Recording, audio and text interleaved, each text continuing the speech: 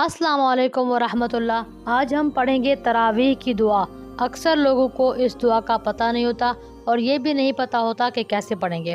پہلے ایک بات یاد رکھیں کہ تراویح سنت مؤکدہ ہے۔ مؤکدہ فرض اور واجب کی طرح نہیں ہوتی، لیکن عام سنتوں کی طرح بھی نہیں ہوتی کہ اس کے چھوڑنے والے کو کوئی ملامت نہ کی جائے، لیکن یہ عام سنتوں کی طرح نہیں ہے۔ نبی اکرم صلی اللہ علیہ وسلم نے جہاں پر صیام رمضان کا ذکر فرمایا کہ رمضان کے روزے رکھو، وہاں پر قیام رمضان کا بھی ذکر فرمایا کہ رمضان میں قیام کرو، دن کو روزہ رکھو، رات کو قیام کرو۔ قیام سے مراد نماز پڑھو۔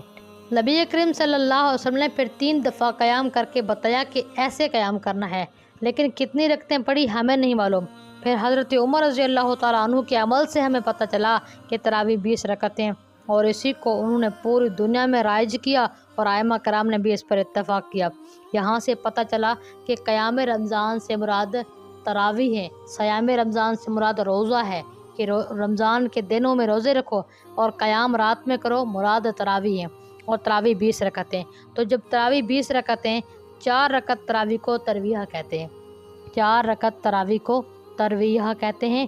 جب ہم 4 رکعت تراویح پڑھ لیں تو اس کے بعد ہمیں ایک دعا پڑھنی ہوتی ہے، وہ دعا سن لیں۔ وہ دعا ہے سبحان ذی الملک والملکوت، سبحان ذی العزت والعظمت والہیبت والقدرت والکبریاء والجبروت، سبحان الملک الحی الذی لا ینام ولا یموت، سبوح قدوس ربنا ورب الملائکۃ والروح، اللہم اجرنا من النار یا مجیر یا مجیر یا مجیر۔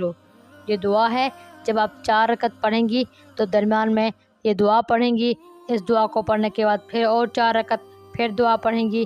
یہ دعا بہت بڑی پیاری دعا ہے، اس میں اللہ سبحانہ و تعالیٰ کی تعریف ہے۔